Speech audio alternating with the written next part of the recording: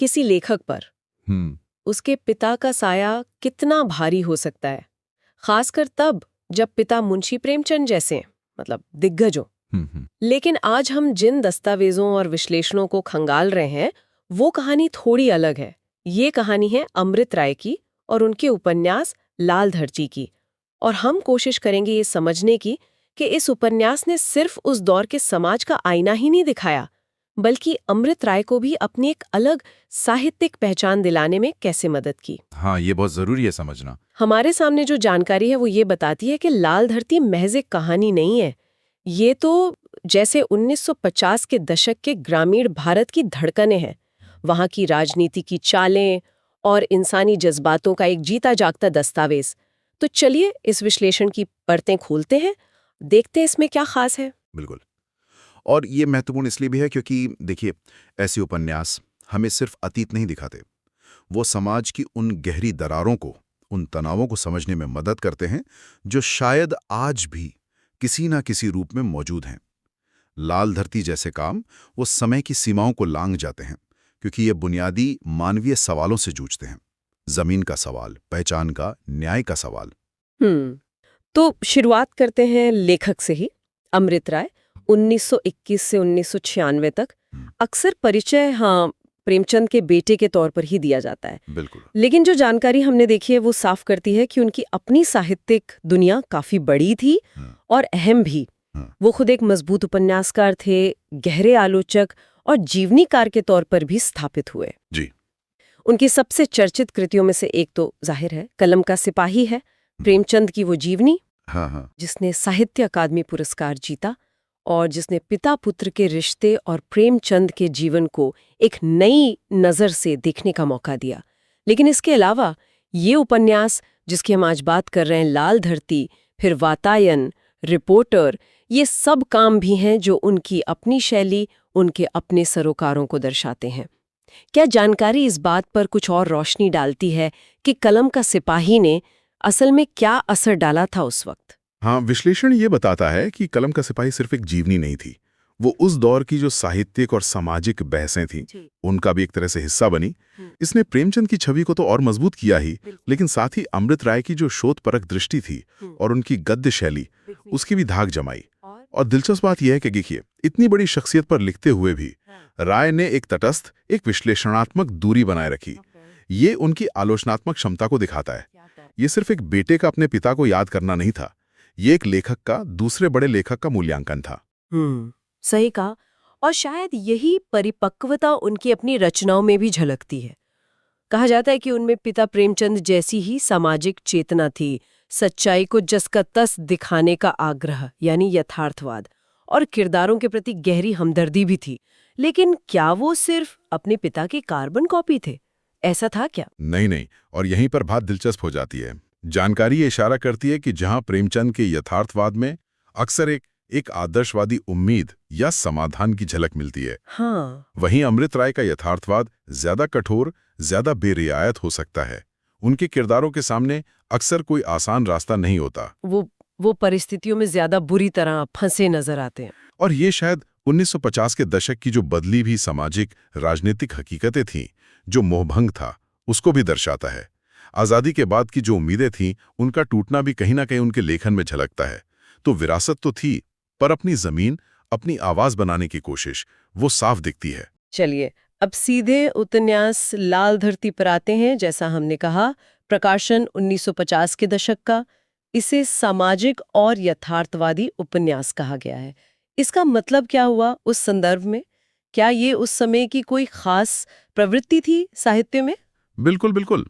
आज़ादी के फौरन बाद का दौर था वो। देश बन रहा था, नई उम्मीदें थीं, नई चुनौतियां भी थीं। ऐसे में साहित्य की दुनिया में भी एक मंथन चल रहा था कि समाज की सच्चाइयों को कैसे दिखाया जाए। यथार्थवाद यानी चीजों को बिना किसी रोमांटिक मुलम्मे के उनकी असल कुरूपता में या जटिलता में दिखाना, वो एक सशक्त माध्यम बना। लाल धरती इसी धारा का हिस्सा है। ये उपन्यास कोशिश करता है कि गांव के जीवन की जो कठोर सच्चाइयां हैं, गरीबी, शोषण, संघर्ष, उनको सीधे पाठक के सामने रख दे, बिना किसी लाग लपेट के। और कहानी का दिल वो है भारतीय गांव, जमीन, वो धरती जो किसानों के लिए महज मिट्टी का टुकड़ा नहीं है, बिल्कुल, वो उनकी माँ है, उनकी पहचान है। लेकिन कहानी ये दिखाती है कि कैसे यही धरती, जिसे वो अपने खून पसीने से सींचते हैं, और शायद इसीलिए इसका नाम लाल धरती है, उनसे छिन जाती है। छीनने वाले कौन है? वही राजनीति, वही भ्रष्टाचार, बिल्कुल, वही लालच। तो फोकस आम लोगों पर है, उनके रोजमर्रा के संघर्ष पर, उनकी भूख पर, अन्याय के खिलाफ उनके अंदर जो गुस्सा सुलग रहा है उस पर। हाँ, ये उन लोगों की कहानी है जिनकी आवाज अक्सर सत्ता के गलियारों में खो जाती है। और ये लाल धरती नाम का जो प्रतीकात्मवाद है जी, वो यहाँ बहुत गहरा है। जैसा आपने कहा, ये लाल रंग सिर्फ मेहनत के पसीने का नहीं बल्कि संघर्ष में बहने वाले खून का भी प्रतीक है। विश्लेषण इस बात पर जोर देता है कि जमीन यहाँ सिर्फ आजीविका का साधन नहीं है, वो किसानों के वजूद का, उनकी अस्मिता, उनकी जड़ों का प्रतीक है। जब ये जमीन छिनती है तो सिर्फ उनकी रोटी नहीं छिनती, उनकी पहचान पर हमला होता है।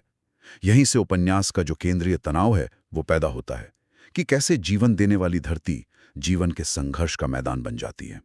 ये विरोधाभास कहानी को बहुत ताकत देता है। पात्रों के बारे में बात करते हैं। जानकारी बताती है कि इसमें कुछ मुख्य वर्ग हैं या समूह कह ले, जो समाज की तस्वीर बनाते हैं। कौन है ये लोग? मोटे तौर पर देखें तो 3 समूह उभरते हैं। पहला और सबसे महत्वपूर्ण है किसान वर्ग। ये वो लोग हैं जिनका धरती से सिर्फ पेट का नहीं, आत्मा का रिश्ता है। वो इसे पूजते हैं, इसके लिए जीते मरते हैं।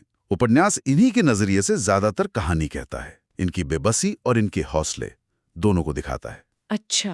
और दूसरा वर्ग, वो एकदम विपरीत होगा शायद। हाँ, बिल्कुल विपरीत। जमींदार, ठेकेदार, सूदखोर, वो तबका जो सत्ता और व्यवस्था का फायदा उठाकर किसानों का शोषण करता है। जानकारी के मुताबिक राय में इनके चित्रण में कोई रियायत नहीं बरती है। उनकी निष्ठुरता, उनके लालच को खुलकर दिखाया है। ये सिर्फ बुरे लोग नहीं हैं, ये उस शोषक व्यवस्था के पुर्जे हैं। व्यवस्था के पुर्जे। और तीसरा समूह कौन सा है? तीसरा समूह है नई पीढ़ी का। गांव के ही कुछ युवा जो शायद थोड़ी शिक्षा पा गए हैं या शहर देखकर आए हैं और अब चीजों पर सवाल उठा रहे हैं। उनमें एक बेचैनी है, मौजूदा हालात को बदलने की इच्छा है। ये चेतना या जागृति का प्रतीक है। हालांकि क्या वो सफल होते हैं, ये कहानी की अपनी जटिलता है, लेकिन उनकी मौजूदगी ही उम्मीद का एक तत्व जोड़ती है। तो ये सिर्फ कुछ लोग नहीं हैं, बल्कि उस समय के गांव में जो अलग अलग ताकतें थी उनके प्रतिनिधि हैं, ऐसा कह सकते हैं। बिल्कुल बिल्कुल। किसान वर्ग यानी एक तरह से परंपरा, धरती से जुड़ाव और साथ ही पीड़ित पक्ष। शोषक वर्ग यानी सत्ता, अन्याय और जड़ता। और युवा पीढ़ी वो है बदलाव की आकांक्षा, भविष्य की आहट। इन तीनों के आपसी टकराव, सहयोग और संघर्ष से ही उपन्यास का जो सामाजिक ताना बाना है वो बुना गया है। व्यक्तिगत कहानियां असल में इन बड़ी सामाजिक शक्तियों के खेल का मैदान बन जाती हैं। विश्लेषण ये दिखाता है कि राय ने बड़ी कुशलता से व्यक्तिगत और सामाजिक को एक साथ गुथा है। चलिए, अब उन बड़े विचारों या थीम्स पर आते हैं जो इस उपन्यास में गूंजते सुनाई देते हैं। जानकारी किन मुख्य विषयों को रेखांकित करती है? देखिए, पढ़ते तो कई हैं, लेकिन कुछ मुख्य धागे साफ नजर आते हैं। पहला तो वही धरती और इंसान का वो अटूट, लगभग आध्यात्मिक रिश्ता।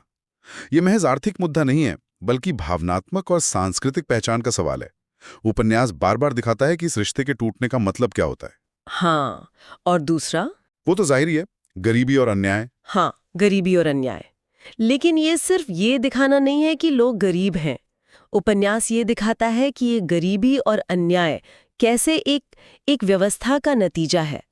कैसे सामाजिक और आर्थिक ढांचा ही ऐसा बना है कि कुछ लोगों का शोषण वो निश्चित हो जाता है। ये व्यक्तिगत विफलता नहीं, बल्कि एक सिस्टमिक प्रॉब्लम के तौर पे उभरता है। और तीसरा? राजनीति का भी जिक्र था। तीसरा महत्वपूर्ण पहलू है राजनीतिक भ्रष्टाचार। आजादी के बाद के शुरुआती सालों में भी कैसे राजनीति आम आदमी के हितों से दूर सत्ता के खेल और निजी स्वार्थ का अड्डा बन रही थी। इसकी झलक मिलती है। नेता आते हैं, वादे करते हैं, वोट लेते हैं और फिर गायब हो जाते हैं। किसानों की लड़ाई में अक्सर वो उनके साथ खड़े होने की बजाय शोषकों का ही साथ देते नजर आते हैं। ये जो मोहभंग है, ये उपन्यास का एक अहम हिस्सा है। और चौथा, क्या कोई उम्मीद की किरण भी है या सब निराशाजनक ही है? नहीं, उम्मीद है। वो है क्रांति और परिवर्तन की थीम। लेकिन ये कोई बंदूक वाली क्रांति नहीं है, जैसा मैंने पहले कहा। ये ज्यादातर चेतना के स्तर पर है। लोगों में धीरे धीरे ये समझ बढ़ती है कि उनके साथ अन्याय हो रहा है, उन्हें संगठित होना होगा, आवाज उठानी होगी। ये जागृति धीमी हो सकती है, शायद अधूरी भी रह जाए, लेकिन इसका बीज उपन्यास में मौजूद है। कहानी ये दिखाती है कि दमन चाहे कितना भी ताकतवर क्यों ना हो, प्रतिरोध की चिंगारी कहीं ना कहीं सुलगती रहती है। ये दिलचस्प है कि ये सारे विषय कैसे आपस में जुड़े हुए हैं। मतलब जमीन का छिनना वो सीधे सीधे राजनीतिक भ्रष्टाचार और सामाजिक अन्याय से जुड़ा है। हाँ, और इसी अन्याय के खिलाफ फिर चेतना जागती है। ये कोई अलग अलग डिब्बे नहीं है। एकदम सही कहा आपने। यही उपन्यास की खूबी है। ये दिखाता है कि जमीन का मुद्दा सिर्फ जमीन का नहीं है, वो सत्ता का मुद्दा है, पहचान का, न्याय का और मानवीय गरिमा का मुद्दा है। जब राजनीतिक तंत्र भ्रष्ट होता है तो उसका सीधा असर गरीब किसान की जमीन और जिंदगी पर पड़ता है। और जब सालों का दबाया हुआ गुस्सा फूटता है तो वो सिर्फ आर्थिक मांग नहीं होती, वो पूरी व्यवस्था को चुनौती होती है। ये सारे धागे मिलकर ही लाल धरती की वो जटिल और असरदार तस्वीर बनाते हैं। अब जरा भाषा और शैली पर बात कर लेते हैं। अक्सर ऐसा होता है कि गंभीर सामाजिक उपन्यास, उनकी भाषा थोड़ी भारी भरकम हो जाती है। क्या लाल धरती के साथ भी ऐसा है? नहीं, और यहीं अमृत राय की एक और खूबी नजर आती है। जानकारी के अनुसार उनकी भाषा बहुत सरल है, सहज है, सीधी है। उसमें कोई बनावट या पांडित्य प्रदर्शन नहीं है। वो वैसी ही भाषा इस्तेमाल करते हैं जैसी गांव के लोग बोलते समझते होंगे। लेकिन ये सादगी, ये बेअसर नहीं है, बल्कि बहुत मारक है, सीधे दिल पर चोट करती है। तो मतलब ये कह सकते हैं कि भाषा कहानी के यथार्थवादी होने में मदद करती है, बिल्कुल, उसे और सच्चा बनाती है। बिल्कुल। जब संवाद पात्रों के मुंह से स्वाभाविक लगते हैं, जब गांव का माहौल, खेत खलिहान, टूटा फूटा घर, सब कुछ ऐसे वर्णित हो कि आंखों के सामने तस्वीर खिंच जाए, तो पाठक कहानी से ज्यादा जुड़ता है। विश्लेषण यही बताता है कि राय की ये शैली पाठक को सीधे उस दुनिया में ले जाती है, उसे पात्रों के दुख दर्द का एक तरह से हिस्सेदार बना देती है। इससे उपन्यास का जो सामाजिक संदेश है वो सिर्फ एक बौद्धिक विचार नहीं रहता, बल्कि एक भावनात्मक अनुभव बन जाता है। पाठक सिर्फ समझता नहीं, वो महसूस करता है। जानकारी में उपन्यास के एक केंद्रीय संदेश का भी जिक्र है। एक उदाहरण है जो शायद पूरी किताब का निचोड़ है। वो है, धरती तब तक लाल है जब तक उस पर मेहनतकश लोगों का खून और पसीना गिरता है, लेकिन जब इंसान अपनी मिट्टी से दूर हो जाता है तो धरती अपनी पहचान खो देती है। ये पंक्तियां, ये तो बहुत कुछ कहती हैं। हाँ, ये बहुत शक्तिशाली पंक्तियां हैं। ये सीधे तौर पर श्रम, भूमि, पहचान और न्याय के बीच के रिश्ते को उजागर करती हैं। धरती का लाल होना वो खून और पसीने, यानी जीवन और संघर्ष, दोनों से जुड़ा है। लेकिन दूसरा हिस्सा वो और भी गहरा है। जब इंसान मिट्टी से दूर होता है तो धरती पहचान खो देती है। इसका क्या मतलब है? शायद ये कि धरती का मूल्य सिर्फ उसकी उपज में नहीं है, बल्कि उससे जुड़े इंसानी रिश्ते, संस्कृति, यादों में भी है। जब लालच और बाहरी ताकतें इस रिश्ते को तोड़ देती हैं तो धरती महज एक वस्तु, एक प्रॉपर्टी बनकर रह जाती है। उसका वो लाल रंग, वो जीवंतता शायद फीकी पड़ जाती है। ये आज के पर्यावरण विमर्श और विस्थापन के संकट से भी जुड़ता है। मिट्टी से कटना सिर्फ आर्थिक नुकसान नहीं है, एक सांस्कृतिक और अस्तित्वगत क्षति भी है। तो कुल मिलाकर जो विश्लेषण हमने देखा, उसका निष्कर्ष क्या निकलता है? लाल धरती क्यों महत्वपूर्ण है, क्यों पढ़ा जाना चाहिए? और निष्कर्ष यही है कि लाल धरती अमृत राय का एक बेहद ताकतवर और प्रासंगिक सामाजिक उपन्यास है। ये सिर्फ 1950 के दशक के भारतीय गांवों की कहानी नहीं है, बल्कि ये उन बुनियादी सवालों को उठाता है जो शायद आज भी उतने ही अहम हैं। भूमि पर किसका अधिकार है? विकास के नाम पर किसका विनाश होता है? न्याय और अन्याय के बीच आम आदमी कहाँ खड़ा है?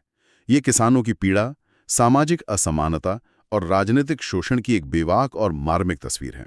तो ये सिर्फ एक कहानी नहीं, बल्कि संघर्ष और जागृति का प्रतीक है, ऐसा समझें। हाँ, इसे इस तरह देखना चाहिए। ये दस्तावेज है उस दौर के संघर्ष का, और साथ ही उस उम्मीद का भी कि अन्याय के खिलाफ आवाज उठेगी, जरूर उठेगी। आज भी जब हम भूमि अधिग्रहण की खबरें सुनते हैं, किसानों के आंदोलन देखते हैं, ग्रामीण भारत में सत्ता के खेल की बातें होती हैं, तो लाल धरती में उठाए गए मुद्दे कहीं ना कहीं गूंजते सुनाई देते हैं। ये उपन्यास हमें अपने इतिहास और वर्तमान दोनों को समझने के लिए खिड़की देता है। ये सवाल करने पर मजबूर करता है कि क्या हालात सचमुच बदल गए हैं या सिर्फ उनका रूप बदला है? तो इस पूरी बातचीत का सार क्या है? अगर किसी को एक लाइन में समझना हो तो लाल धरती हमें क्या दिखाता है? संक्षेप में कहूं तो ये उपन्यास दिखाता है कि जमीन का एक छोटा सा टुकड़ा कैसे इंसानी जिंदगियों, सामाजिक ताकतों और राजनीतिक चालों के टकराव का केंद्र बन जाता है।